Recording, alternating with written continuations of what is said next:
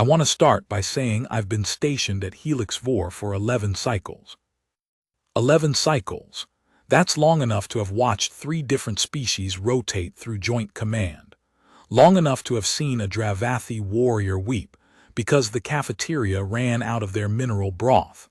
Long enough to think I understood what training exercises looked like in the galactic unified forces. I did not understand. I genuinely, completely, humblingly did not understand. And I say that as someone who has filed over 400 official incident reports, someone who holds a commendation from the Lethani High Council for composure under interspecies pressure, someone who prided himself on never losing his footing, metaphorically or literally, no matter what a given day threw at him. The day the humans ran their Deathworld survival drill, I gripped a railing so hard I left pressure marks in the metal alloy. Helix 4 is a frontier station. That's the cleanest way to describe it. It's not a combat outpost, it's more of a crossroads, the kind of place where species who have agreed in principle to cooperate actually have to figure out what that cooperation looks like in practice. We have 17 species represented on permanent rotation. Humans arrived about 3 cycles ago, which is still recent enough that most of the older staff remember the first time they walked through the docking ring. I remember because Specialist Dayara Okonkwo was the first one through, and she was carrying a container with a live animal inside it. A small, furry, domesticated earth creature she called Biscuit. And she had apparently filed the necessary paperwork to bring it aboard, and the paperwork was completely correct, every form properly stamped and certified, and she was smiling like it was the most natural thing in the galaxy. Like showing up to a joint military station with a small predator tucked under your arm was simply what one did. Commander Yesser Ko, who ran intake at the time, looked at me afterward and said, "They're going to be interesting, aren't they?" That was 3 cycles ago, and yes, they have been interesting. By the time the drill happened, humans had integrated into most departments at Helix 4. They were in engineering, in medical, in tactical analysis, in the cafeteria for reasons none of us fully understood because they kept suggesting modifications to the food synthesis protocols. And 2 of those modifications had actually improved output quality significantly, which made it hard to argue. They were in the fitness bays, which, after some early confusion about intensity levels, had been quietly designated as human training hours between 400 and 700 standard, so that the rest of the station's personnel could use the equipment without fear of being in the vicinity of a human who was, quote, just warming up. They were everywhere, is what I'm saying. And they were liked. That matters to understand. This wasn't a situation of tension or distrust. The humans at Helix 4 had put in 3 cycles of work, of showing up, of learning names and customs and dietary restrictions, and which topics you didn't bring up around Krath species during certain lunar cycles. They'd done the work. They were colleagues. Which made what happened during the drill so particularly disorienting. Because you look at a colleague and you think you know them. You think you've seen the range of what they are. And then the drill happens, and you realize you were only ever seeing the part they chose to show you. Let me tell you about Helix 4 itself, because the station matters to the story. It's big. Not the biggest station in the sector, but substantial 7 main habitat rings, each calibrated for different atmospheric and gravitational requirements. The central hub is technically neutral territory, meaning it's set to a compromise atmosphere that nobody loves but everyone can tolerate. The human quarters are in Ring 4. They've done things to Ring 4. I won't go into detail except to say that the lighting is different there, and they've installed something called a rug in the communal space. And the combination of these 2 things creates an environment that several non-human crew members have described as inexplicably soothing, which is also somewhat unsettling to contemplate. The station runs on a rotating command structure. Every 40 standard days, A different species senior officer takes the station's primary command chair. This was meant to prevent any one species from becoming dominant in the hierarchy. In practice, it mostly means that every 40 days the cafeteria menu changes dramatically, and there's an adjustment period while everyone figures out the new commander's communication preferences. The humans' first command rotation had been under Lieutenant Commander Priya Vasanthakumar. She was quiet, precise, and had a habit of solving problems 3 steps before anyone else realized there was a problem. She also had a photograph of a place called the Western Ghats at her workstation, and when you asked her about it, she would talk for as long as you let her, and her entire demeanor changed, and you could see something in her that wasn't visible the rest of the time, something unguarded and glad. She was the one who proposed the drill. Or rather, she was the one who filed the proposal. The concept had apparently been discussed among the human personnel for some time before they brought it to command. They called it a Deathworld survival drill, and the proposal document was calm and measured, and described it as a cross-species training enhancement exercise focused on environmental adaptability and stress response calibration. Which is technically accurate the way mild weather event is technically accurate for what I've since learned humans call a Category 5 hurricane. The proposal went through normal channels. Commander Yeserko had rotated back into primary command by then, and he reviewed the document, consulted with 3 department heads, and approved it. He told me later that nothing in the proposal had alarmed him. That the humans had described their homeworld's conditions in previous orientation sessions, and it had all seemed, in his words, rather extreme but clearly manageable since they exist.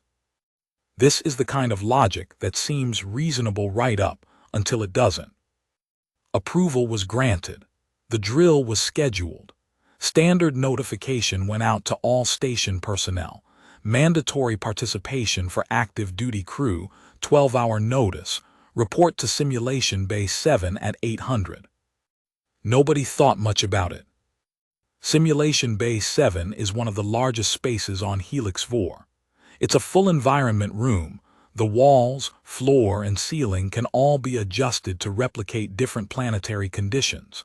Temperature, gravity, atmospheric pressure, light spectrum, even scent dispersal. It's used for species-specific acclimatization training, for tactical scenario rehearsal, for the occasional cultural recreation program that somebody in the wellness department keeps scheduling. The humans had requested access 3 days before the drill. During those 3 days, the bay was sealed. Sealed and occasionally making sounds. Petty Officer Skivrenthal, who works maintenance and whose quarters happen to be adjacent to Bay 7's secondary access corridor, told me that on the night before the drill, she pressed her hearing filaments against the wall and listened for several minutes. She said she heard wind. Real wind, not replicated corridor air circulation, not the kind of ambient background that the environmental systems produce, but something with texture to it, something that pushed and pulled in irregular patterns. She also said she heard, very faintly, what she thinks was a human voice singing. She doesn't know what the song was. She said it sounded old. 800, the day of the drill. 237 crew members report to the staging area outside Bay 7. This is nearly the full active duty complement for that shift rotation. Lethani, Dravathi, Krath, Vorani, Thule, 3 Ixian observers and the humans, who numbered 41 at that point. The staging area has a briefing alcove with a raised platform. Lieutenant Commander Vasanthakumar stood on it. I want to describe how she looked because the contrast became relevant later. She was wearing standard-issue GUF exercise kit, the lightweight kind, not armored, not reinforced. She'd tied her hair back. She had a small device on her wrist that I didn't recognize.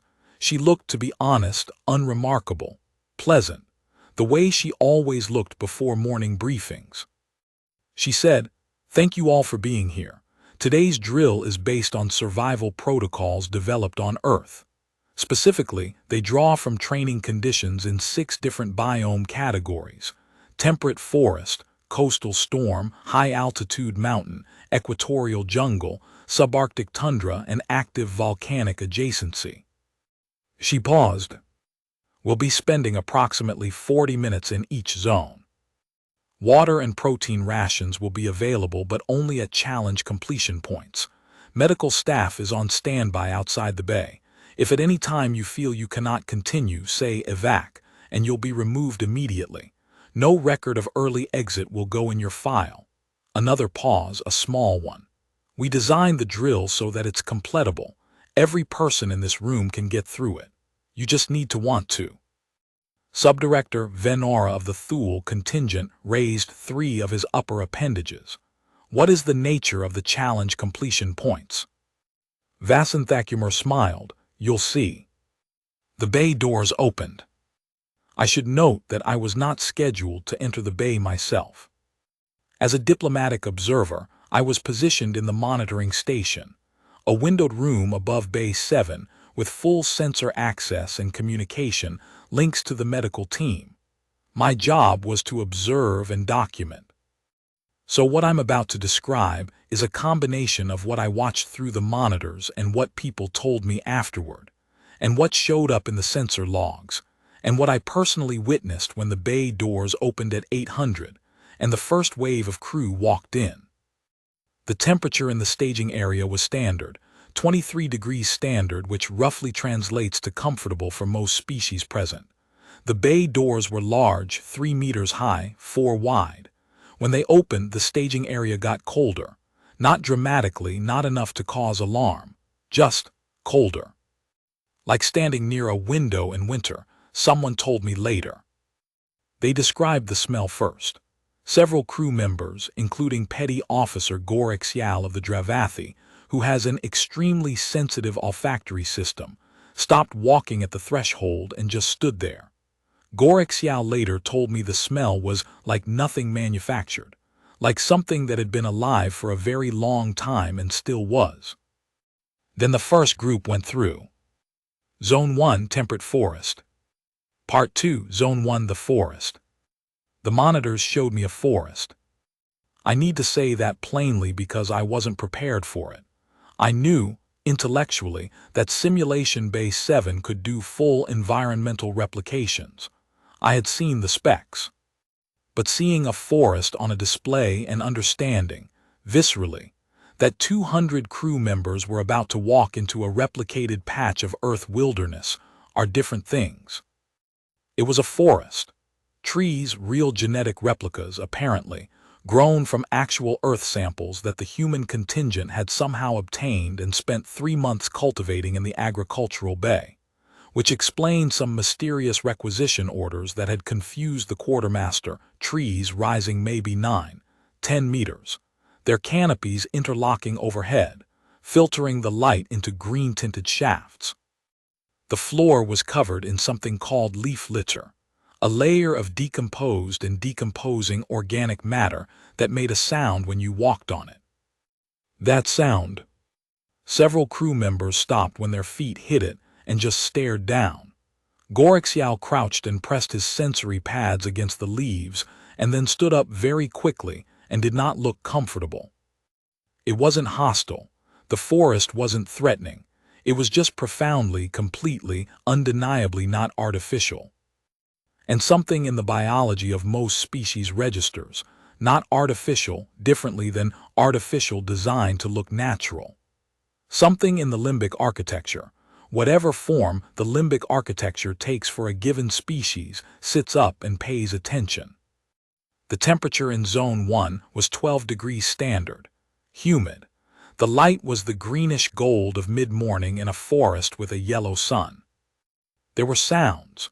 Wind moving through the canopy, something that I realized after a moment was flowing water somewhere to the left, a distant percussion that I later identified as a species of bird. Vasanthakumar was already in the zone. So were the other 40 human crew members, and here is where the first significant divergence began to show. The humans walked into that forest like they were going home. I watched it on the monitors and I had to look twice because I thought I was misreading the feed. But I wasn't. The posture changed, the subtle tension that everyone carries in a military installation, that constant micro-alertness, it just eased. Lieutenant Deo Ademi literally tilted his head back and looked up at the canopy for about 10 seconds, and his face had an expression I can only describe as relief. Specialist Okonkwo, yes, the same one who brought Biscuit, sat down on a fallen log. She didn't do anything. She just sat there for a moment with her eyes closed and her face turned slightly upward, and then she opened her eyes and she was smiling. Technician Bohai Ren crouched by the leaf litter and picked some up. Just held it, turned it over in his hands. His expression was thoughtful and quiet, like he was remembering something specific. Meanwhile, Subdirector Venora and his Thule colleagues had formed a cluster near the entrance and were communicating in what I can only describe as an urgent low register, the harmonic vibration that Thule use when they're processing something uncomfortable. Lieutenant Krath Officer, Scarvdon, had his sensory fronds flattened against his head in what his species body language database describes as extreme caution, potential threat assessment. 3 Lethani junior officers were standing very still in the way that my species stands when we are trying to determine if a situation is actively dangerous. The Dravathi were interesting. They're a species with strong military conditioning, high threat tolerance, built for combat environments. 2 of them had instinctively moved into a defensive formation in response to the bird sounds, not because a bird was threatening, just because their nervous systems heard an unknown animal sound and responded before their conscious minds could override. Senior Drafter Keleth Vor of the Vorani, who I should mention has 4 advanced degrees and 2 published papers on comparative biology, later wrote in his personal log, Zone 1 produced in me a response I can only describe as irrational dread, despite the fact that my analytical faculties confirmed no present danger. I spent approximately 7 minutes convincing myself that the forest was not watching me, which is not a thought I have ever had to have before. The forest was not watching anyone, it was a forest. But there's something in a real ecosystem, even a replicated one, that activates pattern recognition systems in ways that purely synthetic environments don't. Because real ecosystems have noise. Not loud noise, subtle noise. The kind of noise that your threat detection apparatus has to sort through to decide if the crackle under someone's foot is a predator or just debris. The kind of ambiguity that feels, to any species that has predators in its evolutionary history, like it might matter. Most species have predators in their evolutionary history. Humans have a very particular relationship with theirs. The challenge completion point for Zone 1 was located at the center of the forest, a small clearing where 3 fallen trees had been arranged around a central fire pit, and inside the fire pit was an actual fire. Real wood combustion. The smoke rose in a thin column toward a vent in the ceiling, but you couldn't see the vent easily through the canopy. The task was, reach the clearing, light your signal flare, and record your time. Getting there required navigating about half a kilometer of forest, following only basic directional markers and the sound of the water. No map, no GPS equivalent, no trail. The humans were done in 22 minutes. Vasanthakumar's team made it in 18. I watched Lieutenant Ademi, who had apparently been paying attention to the bird sounds, stop at one point, tilt his head, and then correct course slightly. And he was right. The correction was right. They emerged into the clearing ahead of 2 other human teams who had taken more direct paths but hit denser undergrowth. When asked about it afterward, Ademi said, "The bird stopped singing when I walked toward the creek. They usually do that when something's moving wrong, so I moved away from the creek." He said usually, like he had personal experience with birds going quiet. He does, apparently. He grew up somewhere in Nigeria, in a region with real forest, and the habit of listening to birds the way a compass reads north had been built into him in childhood. The non-human crew took longer. The craft team made it in 31 minutes. The Thule took 47. The Vorani senior officers, including Keleth Vor, took 53 minutes because at one point they spent 11 minutes in one spot taking detailed analytical measurements of the leaf litter composition and trying to categorize it. They did, to their credit, complete it, all of them. Nobody called evac in Zone 1. But when they emerged from the forest into the transition corridor leading to Zone 2, several crew members had the look of people who had just done something that had cost them more than they expected.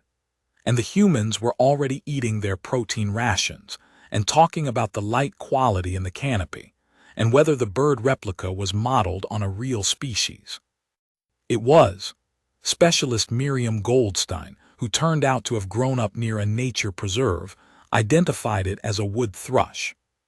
She said it cheerfully, the way you identify an old friend. Part 3, Zone 2, the storm. Coastal storm. I'm going to be honest with you. I almost triggered a station emergency alert in Zone 2, not because anything was medically wrong, because the sensor readings were extraordinary, and for about 40 seconds I couldn't distinguish between environmental simulation and actual hull breach. The crew had a 2-minute transition between zones. They came through a corridor that shifted temperature gradually, from the cool dampness of the forest into something salt-heavy and warm, the particular weighted air that I later learned humans associate with the ocean before weather hits.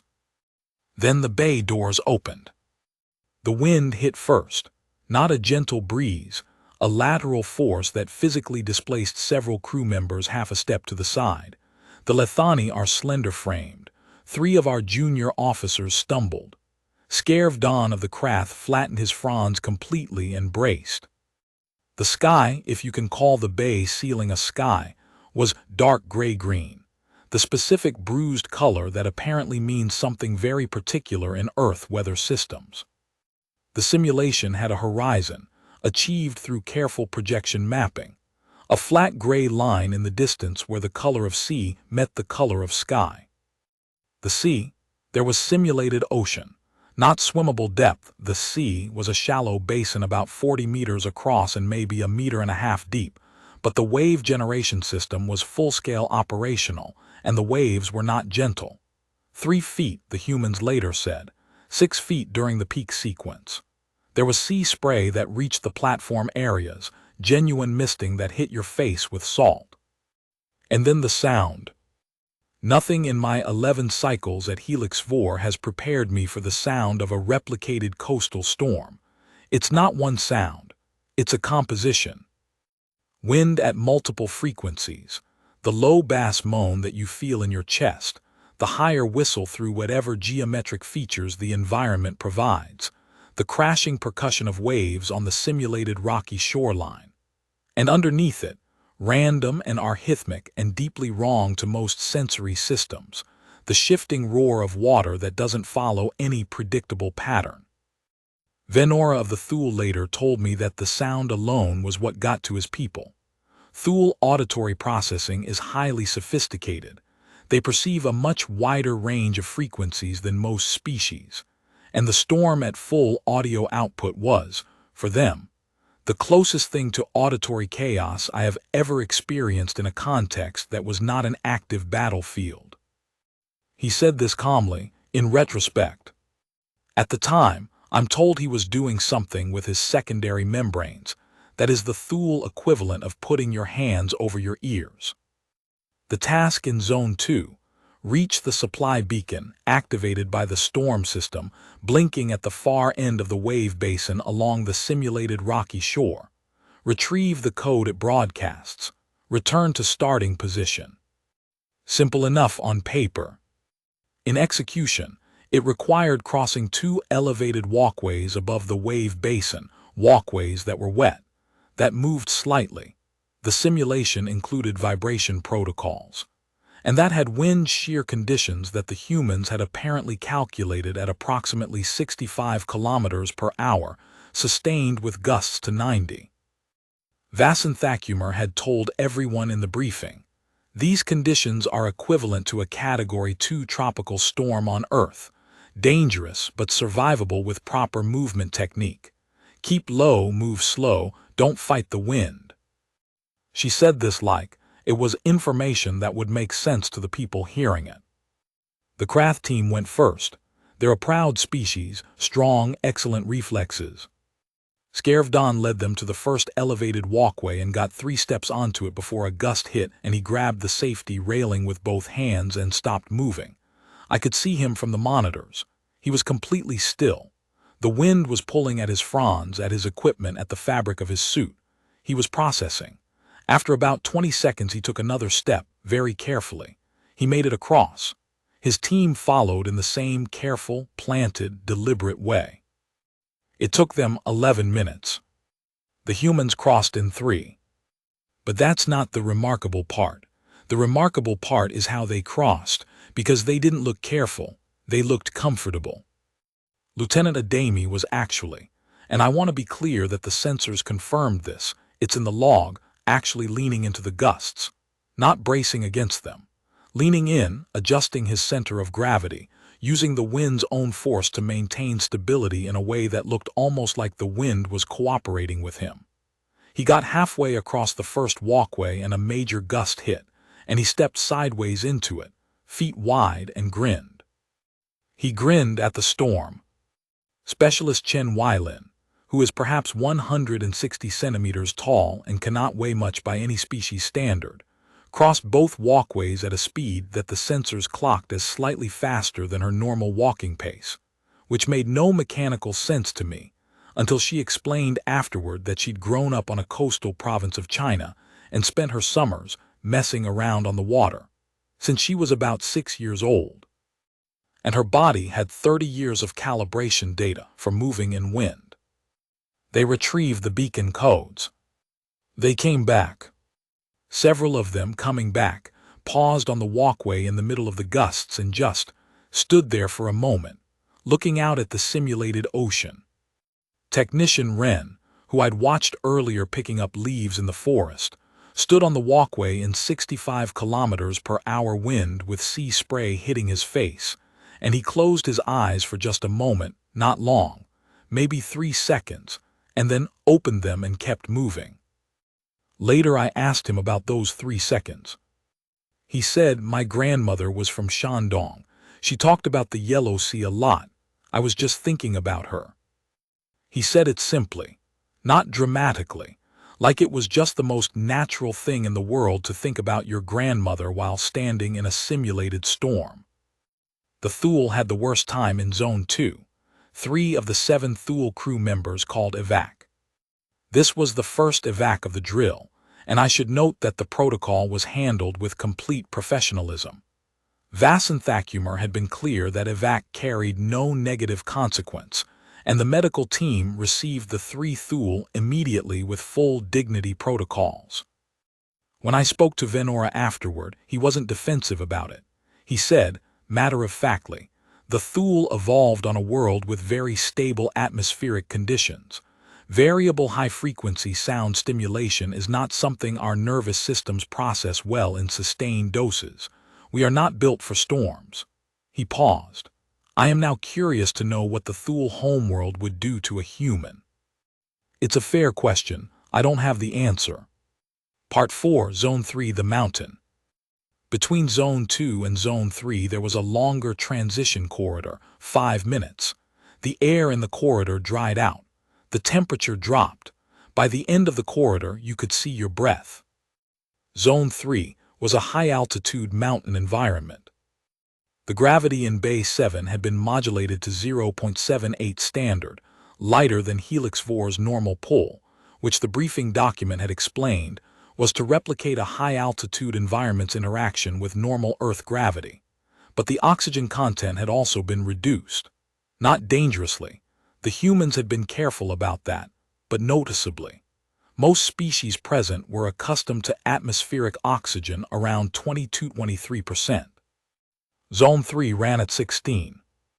At 16% oxygen, You feel it after a few minutes.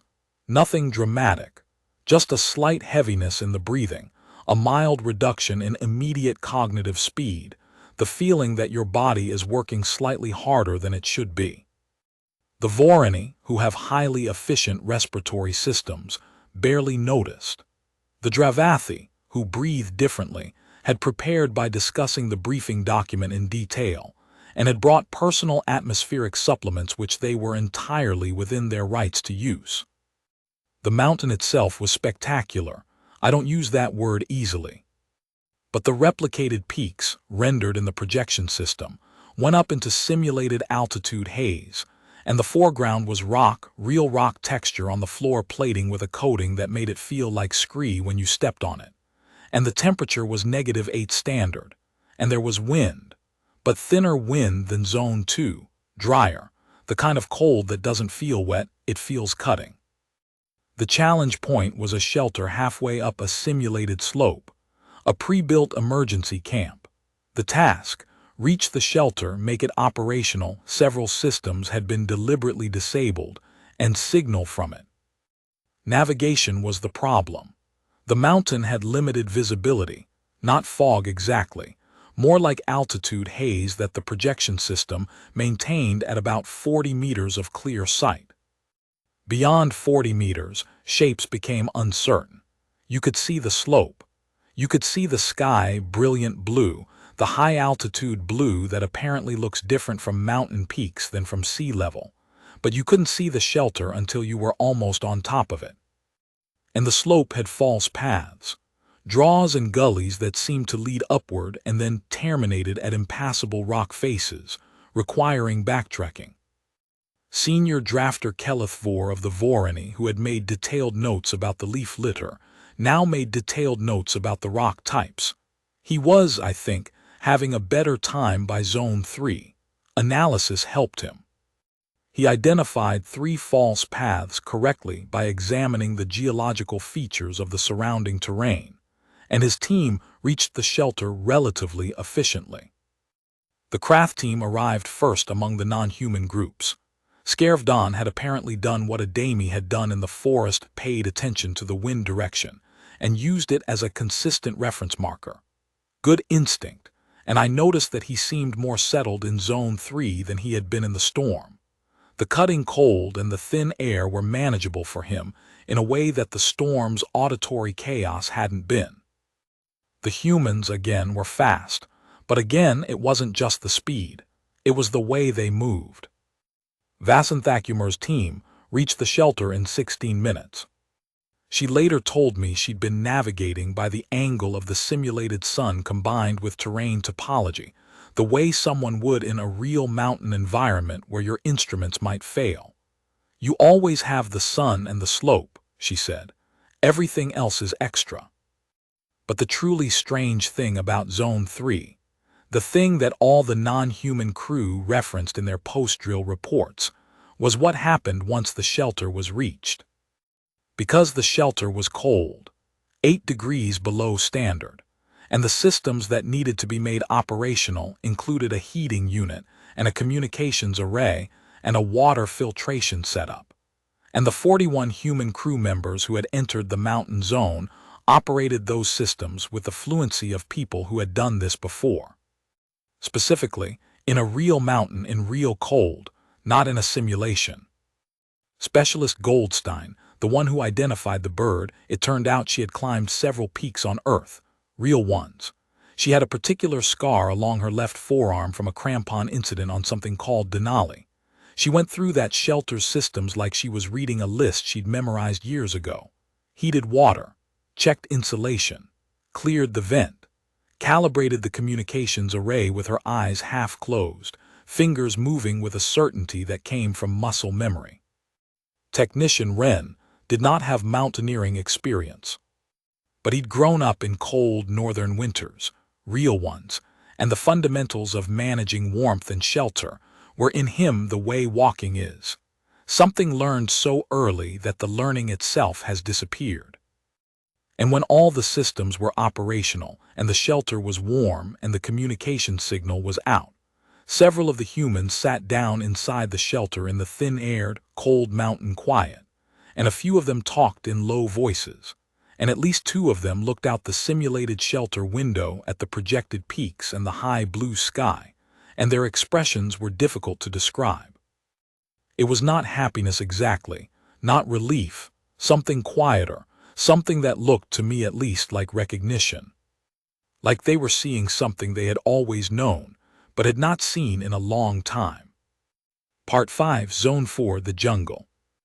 Zone 4 was the one that produced the most formal incident reports. Not because anyone was hurt, everyone was fine, but because the Zone 4 environment produced a set of responses in non-human crew that the medical team felt warranted documentation for future training reference, and 3 separate crew members filed personal witness accounts, and Keleth Vor's written report on Zone 4 alone ran to 47 pages, which the administrative office is still processing. The equatorial jungle was not like the temperate forest of Zone 1. Zone 1 had been beautiful and mildly unsettling. Zone 4 was a full sensory assault. The temperature went to 38 standard, humidity to 96%. Within 30 seconds of entering, every non-human crew member had some form of moisture response, sweat analog, surface condensation, visible discomfort. The air was thick enough to feel like you were breathing through something. The light was green, but not the clean filtered green of Zone 1. This was denser, the canopy so interlocked overhead that the light came through in shafts and pools and seemed almost alive. And the sound. Insects. The jungle was full of replicated insect sounds, millions of individual acoustic signatures overlapping into a constant, all-encompassing, three-dimensional drone that never stopped and never paused and never organized itself into any pattern that a non-human auditory system could predict or normalize. Underneath the insects, frogs, birds, dozens of different species this time, something that rustled in the undergrowth at irregular intervals. The undergrowth itself. If the mountain was sparse and readable, the jungle was its opposite. Dense, layered, every surface covered in growing things, roots underfoot, aerial roots hanging from branches, the path constantly obscured and redirected by vegetation that pressed in from all sides. Gorek Xiao, who had crouched to examine leaves in Zone 1, stopped 3 meters into Zone 4 and did not move for nearly 2 full minutes. Later, his report stated, the olfactory input in Zone 4 was equivalent to receiving 17 simultaneous separate chemical alerts. Every surface in the environment was producing biological compounds simultaneously. My sensory system required significant time to process this as non-threatening background, rather than active information requiring response. 4 Vorani crew members called evac in Zone 4. Keleth Vor was not one of them. He pushed through, I suspect largely out of intellectual stubbornness, with his data recorder running the entire time. The Dravathi did better. Their olfactory systems are less sensitive than the Lethani or Vorani, but they were not comfortable.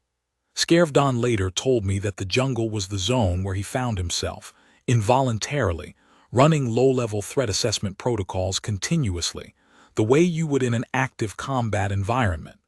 Not because anything threatened him, because his nervous system could not stop reading the constant input of the jungle as data that required sorting. He said, on our homeworld, that kind of constant biological signal means you are in a predator zone. My body did not believe there were no predators. There were no predators. The humans had been very clear about this in the safety brief. The humans. By Zone 4, I had stopped being surprised and started being something else. I'm not sure what to call it. Educated, maybe, or recalibrated. Because the humans in Zone 4 were not just comfortable, they were energized. Lieutenant Adami moved through the jungle the way water moves through a landscape. He didn't fight the vegetation. He navigated around it with a fluency that seemed automatic, and he was talking as he moved, pointing things out to the colleagues near him, identifying plants by type, explaining in a low conversational tone why the rustling in that particular area of undergrowth was probably caused by the simulated air current and not any animal, and why you could tell by the sound quality. Specialist Okonkwo was at the front of the group, and I watched her on the monitor, and she had a machete. Where had the machete come from? I do not know. It had not been in the standard equipment list, and it became a subject of some discussion later. And she was using it not to hack aggressively through the vegetation, but to move specific obstacles aside with practiced efficiency.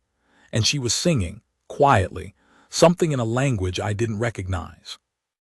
Vasanthacumer navigated by sound.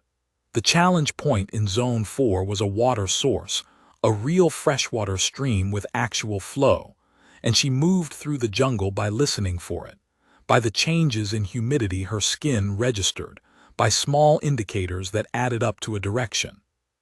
She'd grown up, she later mentioned, near forests in South India. Real forests. The kind that press in on all sides and are full of noise and life, and are, if you know how to read them, not chaotic at all but deeply, elaborately organized by their own logic. The jungle has rules, she said, when someone asked her about it. There are more rules in a jungle than in any building we've ever made. You just have to learn the language. The challenge was to locate and purify enough water from the stream to constitute emergency rations. Purification required using available materials. The humans had apparently placed specific supplies at the challenge point, but also expected people to know that certain bark types could be used as filtration material.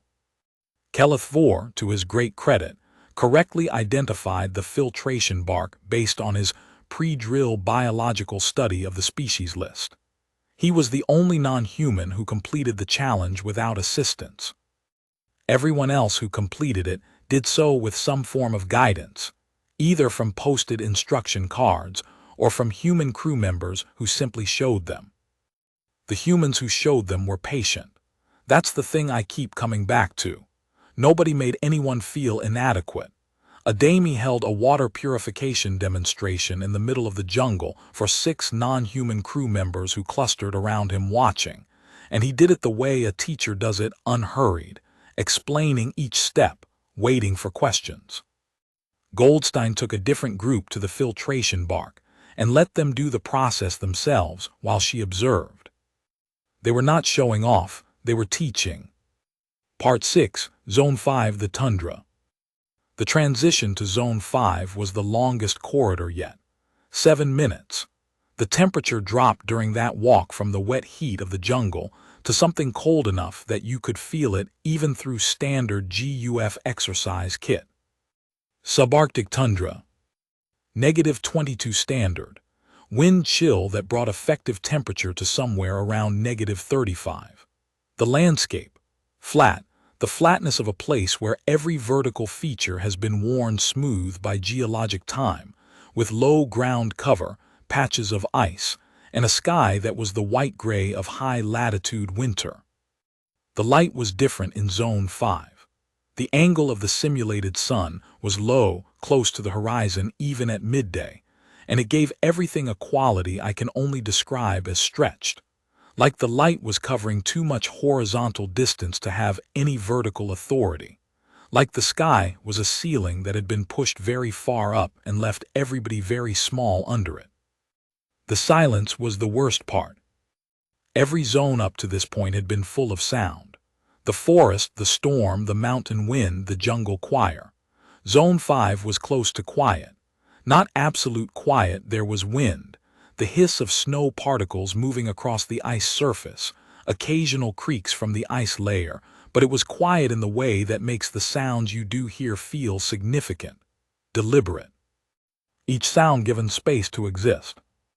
The Lethani do not do well with cold. This is a biological fact, not a failing. Our homeworld runs warm. Our biology is calibrated for temperatures 30 degrees above Zone 5's baseline. And no amount of psychological preparation changes the fact that at -22 standard, my species' response system starts spending energy on thermal regulation rather than on other things. I say this because 3 of our 5 Lethani crew members called evac in Zone 5. The remaining 2 completed it, but the medical team reviewed their core temperature data afterward and had some things to say to the command staff about calibrating future exercises to Lethani biology, which is a fair point, which was noted. But here's what I remember from the Zone 5 monitoring feeds. The tundra was 40 meters wide and maybe 80 long, and the challenge was to cross it, to navigate from the entry point to the opposite end, where a shelter marker indicated a pre-placed supply cache. The challenge. The path was not direct. Ice patches created genuine navigation problems. There were 2 areas where the surface ice was thin, not dangerously thin, but thin enough that it gave underfoot, created a sensation of potential collapse. And the wind in Zone 5 came in patterns, irregular ones, that made maintaining direction difficult. It took most non-human crew about 25 to 35 minutes to cross.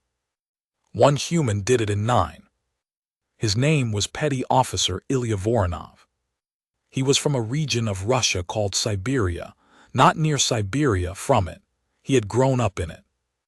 He had told me once, when I'd asked him in casual conversation about his background, that his family had maintained a traditional practice of winter survival that went back several generations, that his grandfather had taught him to read ice surfaces by color and texture, that he'd spent winters as a child in conditions that would be categorized, on the Helix 4 environmental comfort scale, as category extreme. He walked out into the tundra, and his shoulders went back. That's what I saw on the monitor. He entered Zone 5 and something in his posture aligned itself, and he walked across that frozen landscape like he owned it, like the cold recognized him and let him pass. He tested the ice with his leading foot before each step across the thin sections, not tentatively, but accurately, efficiently, the tap and weight shift of someone who has done this before and knows exactly how much information that motion gives you. He navigated by the wind direction, which should have been difficult given the irregular gusts, but he did something with his body, angled himself, turned his face at intervals, that I later understood was a method of tracking wind shift patterns as they moved across the flat surface. 9 minutes. He retrieved the cache. He came back and set up a small windbreak out of cached materials without being asked, so that the crew members still crossing could have some shelter when they arrived. He was standing by the windbreak, in -22 degrees standard with a wind chill of -35, and he looked, I will not overstate this, perfectly fine. He was drinking from a thermal container. His breath made clouds in the cold air. He watched the other crew members making their way across, and when someone stumbled on an ice section, he called out a route correction in a calm voice and they followed it. Vasanthakumar crossed Zone 5 in 11 minutes. She had a different technique from Voronov. She explained afterward that she'd studied cold weather survival methodology for 3 months before the drill because it wasn't native knowledge for her, because South India does not produce winter survival expertise organically. She'd read, she'd trained, she'd prepared specifically. I'm not Ilya, she said matter-of-factly. He grew up there, I studied. The outcome is similar, but the feeling is different. I asked her what the feeling was like. She thought about it. Managed, she said. For him it's natural, for me it's managed. There's a difference, but the cold doesn't know which one is which. Part 7, Zone 6, the volcanic zone. Nobody called it the volcano while they were in it. The official designation was Zone 6, active volcanic adjacency, and the safety briefing had been very specific. The simulation would replicate conditions adjacent to an active volcanic field, meaning heat radiation, sulfur content in the atmosphere, unstable footing conditions, low visibility due to gas emissions, and periodic ground vibration sequences. The humans had called it the volcano in their planning documents. It was unambiguously a volcano. The atmosphere in Zone 6 hit you before the visual. The transition corridor for Zone 6 was longer than the others, 10 minutes, and partway through it you began to smell it. Sulfur. The specific acrid mineral sharpness of volcanic emissions, unmistakable to any species that has encountered volcanic activity, and unpleasant to most of them. By the time the bay doors opened, several crew members were already expressing visible discomfort. Then the heat. 49 standard, 53 in the areas near the primary emission vents. The floor of Zone 6 was dark basalt black, the color of cooled lava, with the texture of something that had been moving and had stopped partway through a thought. The terrain was broken and irregular in a way that none of the previous zones were. There was no path. There was no obvious direction. There were only field features that might be traversable or might not be, and figuring out which was the challenge. The light was wrong. Zone 6's light came from below as well as above. Simulation emitters in the floor panels replicated the faint ruddy glow of lava beneath semi-solidified rock, and the combination of overhead simulated sulfurous sky and floor-level red glow created a color environment that most species had never encountered, and that several reported as deeply disorienting to spatial perception. The ground vibration sequences, periodic, every 3 to 5 minutes, irregular timing, a low-frequency vibration transmitted through the floor that lasted about 4 seconds and registered as a 2.5 on whatever scale the humans used for measuring ground movement. Enough to feel, not enough to be dangerous. Enough to remind your body that the ground under you was not necessarily a fixed object. Kenneth Vore later wrote, this is in his 47-page report, that Zone 6 produced in him, a complete dissociation between intellectual understanding and somatic response. My analytical faculties recognized the simulation parameters and confirmed safety margins. My somatic system registered wrong ground, wrong air, wrong heat, wrong sky, and issued an alert that did not respond to intellectual reassurance. I have never before experienced a situation where I could not resolve a contradiction between what I knew and what I felt. That sentence right there explains more about why this drill mattered than any of the official training metrics. Scaredon of the Krath called evac in Zone 6. He is a decorated military officer. He has field experience. He made the call calmly and without apparent distress, and afterward told me, the Krath homeworld has significant volcanic regions. I have trained near active fields, but the combination of atmospheric composition and ground vibration in Zone 6 exceeded my comfortable tolerance. I made a tactical decision. He didn't say it with embarrassment. He said it with the equanimity of someone who understands that knowing your limits is not the same as having a failing. The challenge in Zone 6 was multi-stage. Navigate across 200 meters of broken volcanic terrain to reach a recovery station.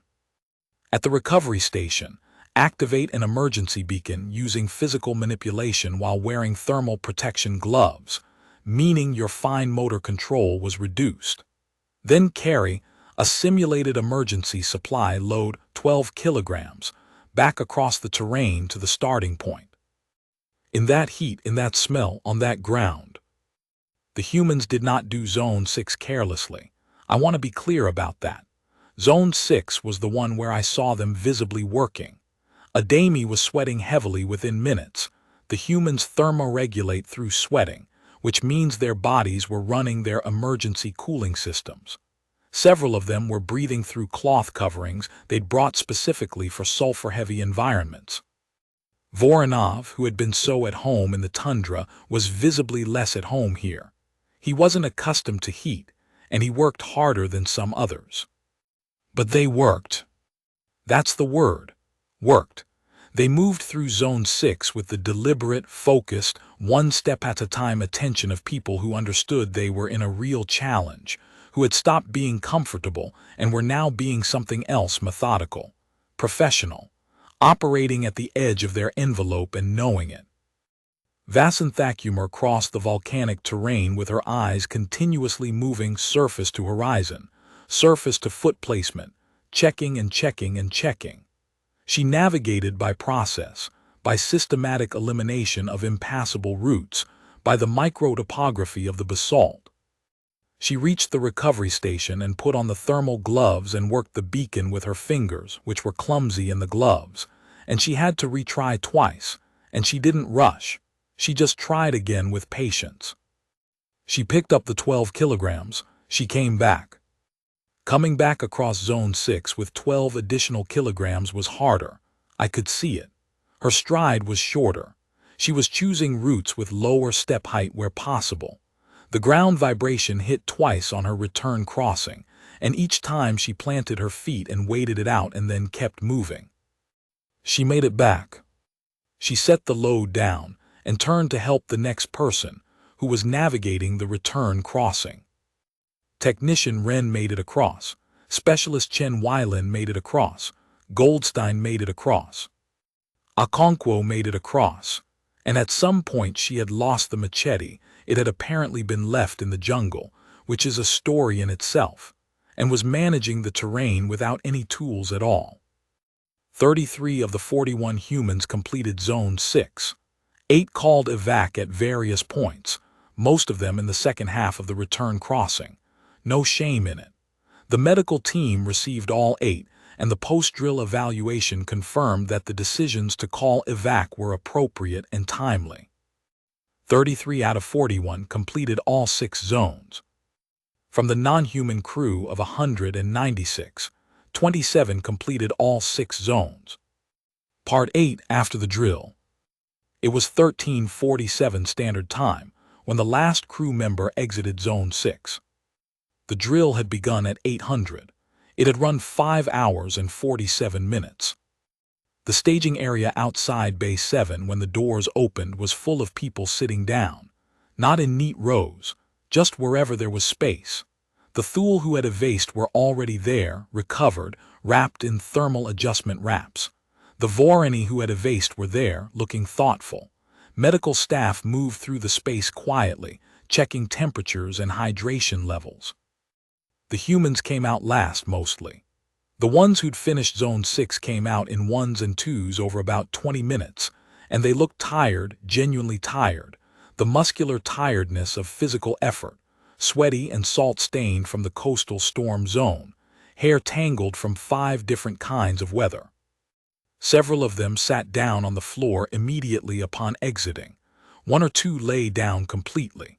Voronov found a wall and leaned against it and closed his eyes. But they were talking.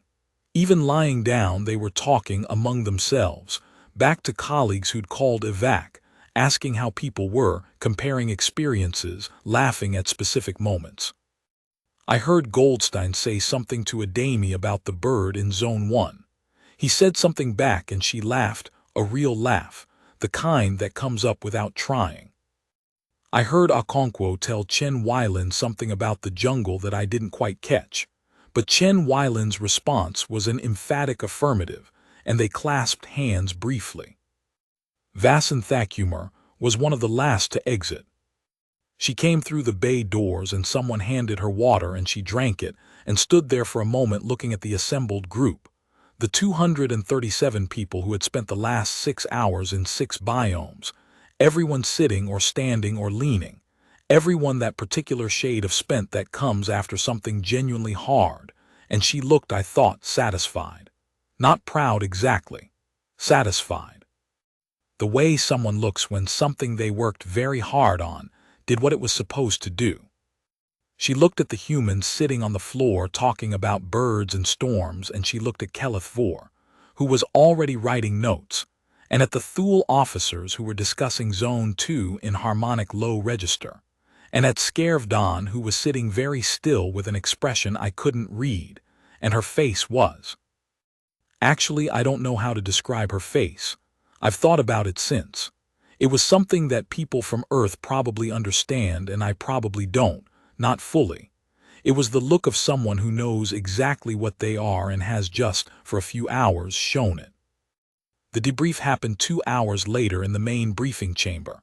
Compulsory for command staff, voluntary for line crew. The room was full. Vasan Thakumar ran it. She had changed into clean kit, and her hair was still slightly damp. She stood at the front and she said, "Before I open the floor, I want to say something, and I want to say it carefully because I don't want it to be misunderstood." She paused. "What you all did today was hard. For some of you, it was harder than anything you've trained in before. That was intentional, not to be cruel, to give you something real to measure yourself against." She looked around the room. "Earth is what we are. That's not a boast. That's just a fact. We evolved in the most variable environment in our cataloged region of space. Our planet has 6 distinct major biome types that we exercise today, and those 6 types are not the only ones, there are dozens more. We grow up in them. We learn them as children. The instincts they produce in us are not things we decided to develop. They're things the planet decided for us over about 4 million years." She let that sit. "The point of today wasn't to make you feel like you couldn't handle what we handle. The point was for you to understand what we bring to this team and to understand why, the next time a mission takes us somewhere variable and hostile, the next time something goes wrong in a way nobody planned for, you'll know why we volunteer to go first. Not because we want the glory, because we are, as a species, calibrated for that situation. And when we go first, it's not recklessness, it's information. It's the closest thing we have to an instrument check." Calith-4 raised his notation appendage. "What does Earth do to other species? You mentioned you have biomes beyond what we experienced. We have polar ice.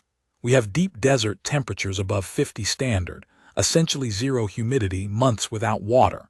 We have open ocean, not coastal. Open ocean means no land in any direction and waves up to 30 meters in major storms. We have cave systems that go for hundreds of kilometers. We have altitude 8 kilometers above sea level, oxygen levels that would require emergency supplementation for most species present." She paused. "We also have weather events that span multiple zones simultaneously. Hurricanes are coastal storm zones rotating. Monsoons are essentially a seasonal global water redistribution.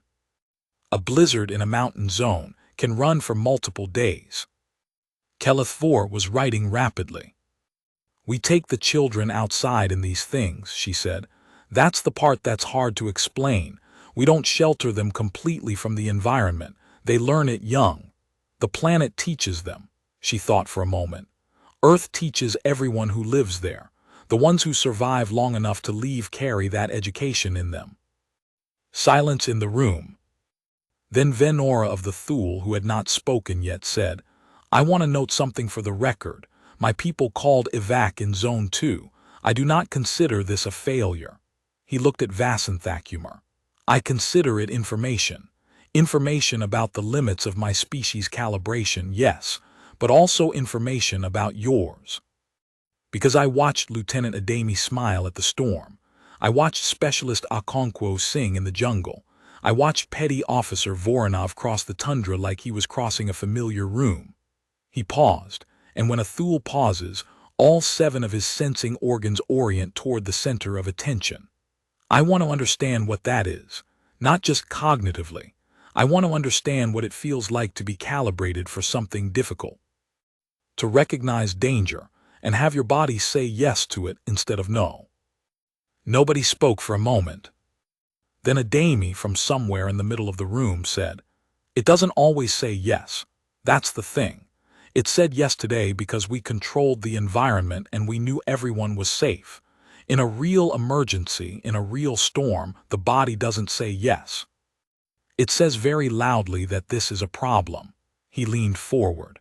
"The difference is just that we've been told by the planet since birth that you go into the problem anyway, because stopping is worse, because the only way out is through." Another silence, longer. Skervdan said, "That is a remarkable piece of evolutionary programming." Adami considered it. "It's remarkable until it gets someone killed. Then it's just a decision someone made." He said it without drama, just honesty. The debrief ran for 2 more hours. Part 9. What the LOGS said afterward. "I've spent the week since the drill reviewing what the sensor logs and crew reports actually showed. and I want to document a few specific things that I think matter for anyone reading this file. The medical team's post-drill report noted that every crew member who completed all 6 zones, human and non-human, showed elevated biomarkers for a class of stress hormones that, in most species, correlate with accomplishment response rather than trauma response. Meaning the body knows the difference between, I survived something dangerous, and I did something hard, and the bodies in that room after Zone 6 mostly registered the second. The non-human crew members who evased showed appropriate biomarker responses for their species, nothing indicating dangerous exposure, nothing requiring extended medical care. Every one of them was cleared for duty within 3 hours. Lieutenant Adami's navigation in Zone 1, the bird-based course correction, was later verified by the simulation's environmental AI, which confirmed that his course adjustment was optimal and would have been the correct call in a real forest environment. Technician Wren's 3-second pause on the Zone 2 walkway, looking at the simulated ocean, does not appear in any official log. I know it happened because I watched it happen. I include it here because I think it matters to understand that the humans in that drill were not operating on pure physical instinct. They were responding emotionally to their environment. The zones meant something to them. The forest and the storm and the mountain and the jungle were not abstract challenges to be solved. They were, at some level, home. Or they were like home, or they were reminders of home. And whatever that emotional activation did to their performance, it helped. The combination of instinct and memory and the deep knowledge that comes from a planet that doesn't let you get comfortable, all of it made them faster and steadier and more capable than they would have been if they'd been thinking about the zones as pure technical problems. I filed my observer report 3 days after the drill. In the recommendations section, I wrote, "Joint training exercises of this nature should be standardized across GUF installations at least once per rotation cycle. The value is not in demonstrating human superiority in Earth biome conditions. The value is in producing a shared vocabulary of difficulty. Every crew member who participated now understands something about their human colleagues that cannot be communicated by briefing document. They have felt what those colleagues carry. That knowledge is operationally irreplaceable." Command approved the recommendation. A second drill is scheduled for next cycle. Part 10, What I Remember Most. I've been asked by several people who read the initial draft of this report what I remember most clearly. Not what was most significant, what I remember most clearly. I remember Ilya Voronov crossing the tundra. Not because it was the most dramatic moment. Zone 6 was more dramatic, and Zone 2's storm had more visual impact, but because of something that happened right at the end of his crossing. He was about 3 meters from the supply cache. He'd been moving steadily for 8-9 minutes. He stopped. He stopped and he stood there for just a moment and he looked up at the simulated polar sky. The zone's ceiling was set to a high-latitude white-gray overcast, the kind of winter sky that has no blue in it, just degrees of white. Not dramatic, actually quite plain. He looked at it, and then he looked at his own breath in the cold air, the small cloud that appeared and disappeared with each exhale, and something in his face changed in a way that lasted only a second or two, and then he went forward and retrieved the cache. Later I found a way to ask him about it, indirectly. I asked if he'd had any thoughts during Zone 5 that he wanted to include in his personal post-drill statement. He was quiet for a while, then he said, "My father used to say that cold is honest. It doesn't pretend to be anything. It tells you exactly where you stand." He shrugged. I was just thinking about him. He said it the same way Technician Wren had said it about his grandmother. Simply, like it was just the most natural thing in the world to think about the people who taught you how to survive, in the middle of the thing they taught you. There's one more thing. After the debrief, after the room had mostly cleared, I walked past the corridor that leads to Bay 7. The doors were open. The environmental systems were cycling down. Zone 6 had cooled to standard temperature, and the volcanic simulation was dissolving, the red glow fading, the basalt texture becoming just floor plating again. The sulfur was cycling out through the ventilation. Specialist Okonkwo was standing just inside the bay doors. She wasn't going back in. She was just standing there, watching the forest, Zone 1, which was the last zone to deconstruct, slowly reduce itself back to nothing. The trees were dimming. The leaf litter was being collected by automated floor systems. The bird sounds had stopped. The light was going from that green-gold forest light to standard overhead white. She watched it until the last tree went dark. Then she turned around and walked back toward Ring 4, and the communal space with the rug, and I don't know. Maybe she sat on the rug, or maybe she wrote something, or maybe she just sat in the particular light that the humans have set up there that nobody else can quite explain, but everyone agrees is oddly soothing. She didn't look sad exactly. She looked like someone who had spent a few hours somewhere that mattered to her, and now she was back where she was supposed to be, and both of those things were okay.